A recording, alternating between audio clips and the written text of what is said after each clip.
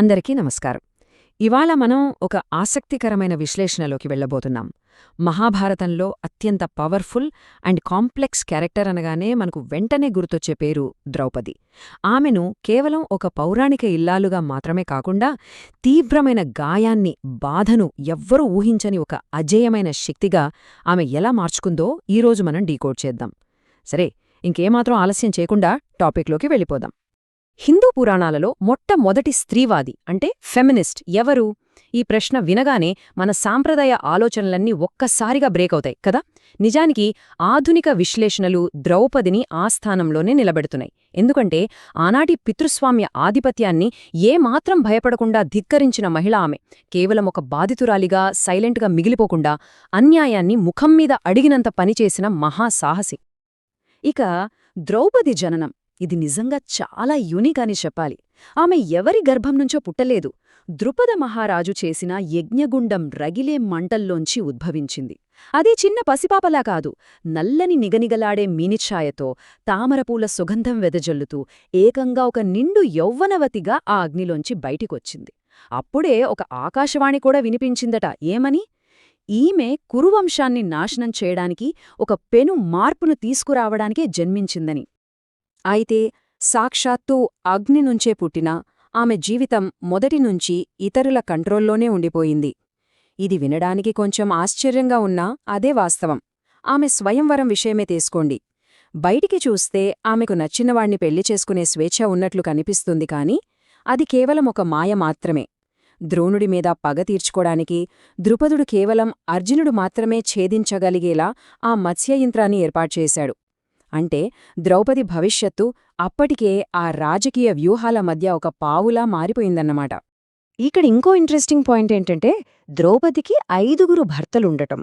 దీనికి పురాణాలు చెప్పే కారణం ఒకటుంది. తన గత జన్మలో పరమశివుణ్ణి ఏకంగా 5 సార్లు పతి కావాలని ఆమె కోరుకోవడం వల్లే ఈ వరం లభించిందని చెప్తారు. అది పక్కన పెడితే వాస్తవానికి భూమి మీద జరిగింది వేరు. కుంతీదేవి అనాలోచితంగా ఇచ్చిన ఒకే ఒక్క మాట, ఏది తెచ్చినా 5 సమానంగా పంచుకోండి అన్న ఆ ఒక్క ఆదేశం వల్ల ద్రౌపదికి ఇష్టముందా లేదా అన్న కనీస సమ్మతి కూడా లేకుండానే ఆమె 5 భార్య కావాల్సొచ్చింది. కనీస స్వేచ్ఛ కూడా ఎలా అణుచివేయబడిందో ఇక్కడ మనం స్పష్టంగా గమనించవచ్చు. ఒకసారి ఆమె లైఫ్ టైం లైన్ మొత్తం మనం గమనిస్తే మంటల నుంచి ఉద్భవించడం దగ్గర్నుంచి అనాలోచితంగా జరిగిన ఆ బహుభర్తృత్వ వివాహం, ఆ తర్వాత నిండు సభలో ఎవ్వరూ ఊహించని ఘోర అవమానం, అక్కడ్నుంచి అజ్ఞాతవాసంలో ఆమె పన్నిన వ్యూహాత్మక విముక్తి, ఇదంతా చూస్తుంటే ఒక మామూలు మహిళ అన్యాయాన్ని ఎలా ఎదిరించింది, ఒక తిరుగులేని నాయకురాలుగా ఎలా ఎదిగింది అన్నది కళ్లకు కట్టినట్లు కనిపిస్తోంది. ఇదొక అద్భుతమైన ఎవల్యూషన్ అని చెప్పాలి. Drama and the rapture. Draupadi జీవితంలో అతిపెద్ద కుదుపును, ఒక భయంకరమైన గాయాన్ని మిగిల్చిన ఆ కౌరవ సభ గురించి ఇప్పుడు మనం మాట్లాడుకుందాం. ఆ సంఘటన ఎలాంటిదంటే it marks a moment of rupture in her psyche అంటారు. అంటే ఆధునిక మానసిక నిపుణులు చెబుతున్న ప్రకారం కౌరవ సభలో జరిగిన ఆ పబ్లిక్ షేమింగ్, ఆ ఘోర అవమానం ఆమె మైండ్లో ఒక పెను ప్రకంపనను సృష్టించింది. అంతకు ముందు వరకు ఆమెకున్న ఒక విధేయురాలైన కోడలు, భార్య అనే ఐడెంటిటీ మొత్తం అక్కడతో పీసెస్ అయిపోయింది, తుడిచిపెట్టుకుపోయింది. కాని ఆ భయంకరమైన ఆవేదన నుంచే ఆమె తనను తాను మళ్లీ కొత్తగా నిర్మించుకుంది. నిశ్శబ్దాన్ని బద్దలు కొట్టింది, ఒక అలుపెరగని పోరాటానికి నాంది పలికింది అక్కడే. అవును, కేవలం ఒక విక్టిమ్గా, బాధితురాలిగా మిగిలిపోకుండా తన స్వరాన్ని బలంగా వినిపించే ఒక అద్భుతమైన వ్యూహకర్తగా ద్రౌపది మారిన తీరు నిజంగా మనల్ని ఆశ్చర్యపరుస్తుంది. అరణ్య, అజ్ఞాతవాసాల సమయంలో ఆమె సైలెంట్గా, రాజీపడిపోయి ఉండిపోలేదు. తన పుట్టుకకు కారణమైన ఆ అగ్నిజ్వాలలను తనలో మళ్లీ రగిలించింది. తమ గౌరవాన్ని ఎలాగైనా తిరిగి తీసుకురావాల్సిందే అని తన భర్తలను సూటిగా నిలదీసింది. వాళ్ల జవాబుదారీతనాన్ని ఖచ్చితంగా డిమాండ్ చేసింది. అసలు తన శక్తిని ఆమె ఎలా తిరిగి పొందిందో తెలుసా?